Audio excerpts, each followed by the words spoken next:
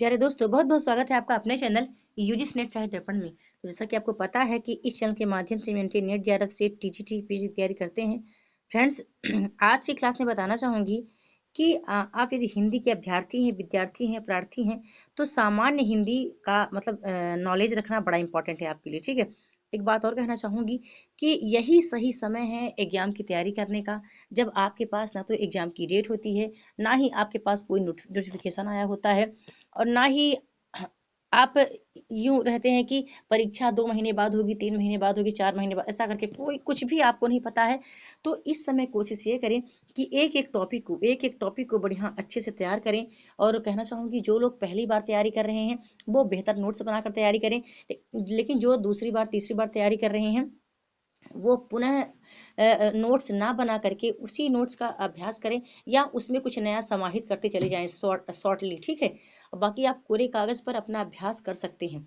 अब कहना चाहूँगी फ्रेंड्स, यदि हिंदी आप पढ़ते हैं तो हिंदी के लिए बड़ा इंपॉर्टेंट है कि व्याकरण का अच्छा ज्ञान रखना। दूसरी बात, कुछ सामान्य चीज़ें हैं जो आपको बखूबी आनी चाहिए। ठीक है। ये इंपॉर्टेंट है आपके आगामी परीक्षा के लिए। और ये चीज़ें एग्जाम में कई बार रिपीट हो चुकी हैं, कई बार पूछी भी जा चुकी हैं, है ना। तो चलते हैं, क्लास को प्रारंभ करते हैं। यदि चैनल में पहली बार आए हैं तो वीडियो को लाइक कीजिएगा, चैनल को सब्सक्राइब करके जाएं, एक छोटा सा कमेंट छोड़ कर जाएं कि क्या चीज़ें हैं, या हिंदी को आपने कितना तैयार करके रखा है ना। चलते हैं, बात करते हैं सबसे पहले कि हिंदी का जो सामान्य ज्ञान है, तो संज्ञा के भेद 5 माने गए हैं। ठीक है। अच्छा, इनमें से कोई ऐसा टॉपिक है जो आपको लगता है कि मैंने कहा कि स्वर संधि के भेद 5 माने गए हैं, अरे मैंने कहा कि समास के भेद तो वो कौन कौन से भेद हैं, यदि आपको नहीं आते हैं तो आप जरूर एक कमेंट छोड़ना। इसका एक अलग से पीडीएफ है जो मैं ग्रुप में डाल दूंगी, टेलीग्राम ग्रुप पर डाल दूंगी, है ना। तो बात करते हैं कि रचना के आधार पर संज्ञा के भेद 3 माने गए हैं। ठीक है। अब ये इंपॉर्टेंट है। ठीक है। संज्ञा के भेद 5 माने गए हैं, लेकिन रचना के आधार पर बात करें तो संज्ञा के भेद 3 माने गए हैं। संधि के भेद 3 माने गए हैं। स्वर संधि के भेद 5 माने गए हैं। समास के भेद 6 माने गए हैं। आगे बात करते हैं कि तत्पुरुष समास के भेद 6 माने गए हैं। कारक के प्रकार 8 माने गए हैं। वचन कितने प्रकार के होते हैं, तो 2 प्रकार के। लिंग के प्रकार 2 माने गए हैं। काल के भेद 3 माने गए हैं। विशेषण के भेद 4 माने गए हैं। सर्वनाम के भेद 6 माने गए हैं। और क्रिया विशेषण के भेद 4 माने गए हैं। आगे बात करते हैं कि क्रिया के प्रकार 2 माने गए हैं। छंद के प्रकार 2 माने गए हैं। अलंकार के प्रकार 3 माने गए हैं। एक बात यहीं पर थोड़ा सा रुक कर कहना चाहूंगी फ्रेंड्स, कि यदि यदि यदि आपको इन चीज़ों में कोई डाउट है तो आप गूगल करके, ठीक है, आप गूगल करके, गूगल पर आप हिंदी समय, एक वेबसाइट है हिंदी समय को टाइप करके, आपका हिंदी से जुड़ा कोई भी टॉपिक हो तो आप वहाँ सर्च करके अपना डाउट क्लियर कर सकते हैं। ठीक है। क्रिया के प्रकार 2 माने गए हैं। छंद के प्रकार 2 माने गए हैं। अलंकार के प्रकार 3 माने गए हैं। रस के प्रकार 9 माने गए हैं। शब्द शक्ति के प्रकार 3 माने गए हैं। वाक्य के घटक 2 माने गए हैं। वर्णों की संख्या 52 है। व्यंजन वर्णों की संख्या 33 मानी गई है। संचारी भाव की संख्या 33 मानी गई है। सात्विक भाव की संख्या 8 मानी गई है। विभाव के भेद 2 माने गए हैं। काव्य के भेद 2 माने गए हैं। वेद कितने प्रकार के हैं, तो 4 प्रकार के हैं ना। हम जानते हैं अथर्ववेद, ऋग्वेद, सामवेद, यजुर्वेद। ठीक है। वेदांग कितने हैं, तो 4 माने गए हैं। पुराण कितने हैं, 18 माने गए हैं। अब ऐसा कुछ न हो जो कि एग्जाम में न पूछा गया हो, ये सभी चीजें कई बार एग्जाम में रिपीट हो चुकी हैं। ठीक है। बौद्धों के धर्म ग्रंथ 3 माने गए हैं। संगीत स्वर के भेद 3 माने गए हैं। नायिका के भेद 3 माने गए हैं। नायक के भेद 4 माने गए हैं। श्रृंगार के भेद 2 माने गए हैं। हास्य के भेद 6 माने गए हैं। वीर रस के भेद 3 माने गए हैं। काव्य के गुण 3 माने गए हैं। विधाएं 18 मानी गई हैं। विवाह के प्रकार 8 माने गए हैं। माताएं 7 मानी गई हैं। रत्न के प्रकार 9 माने गए हैं।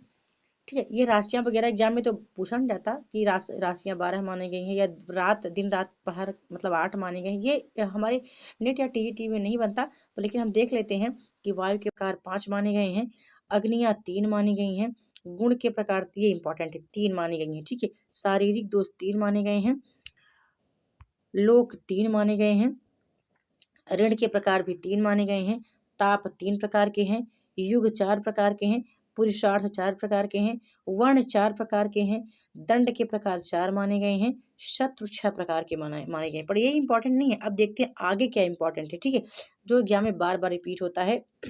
तो संहिताएं 4 मानी गई हैं। भारतीय व्यक्ति जीवन के संस्कार 16 माने गए हैं।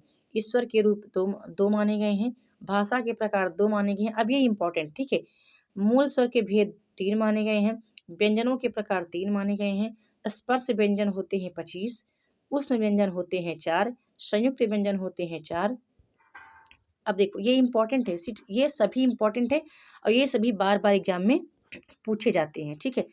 तो संयुक्त व्यंजन होते हैं 4, वर्णों की मात्राएं होती हैं 10, कंठ वर्णों की संख्या होती है 9, तालव्य वर्णों की संख्या होती है 9।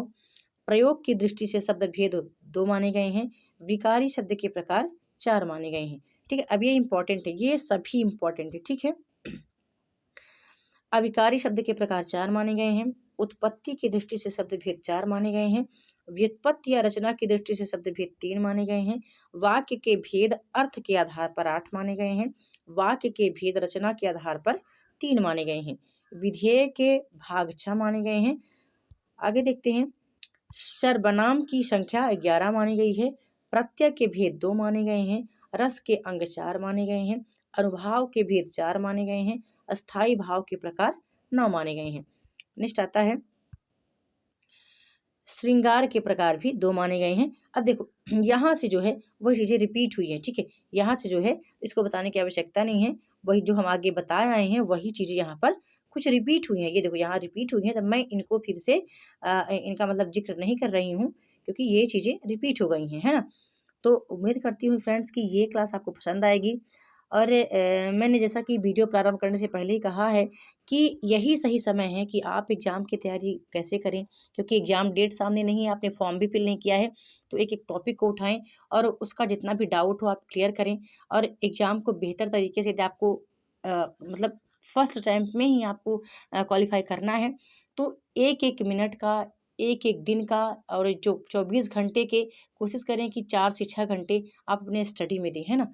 तो बस इतना ही आज की वीडियो में।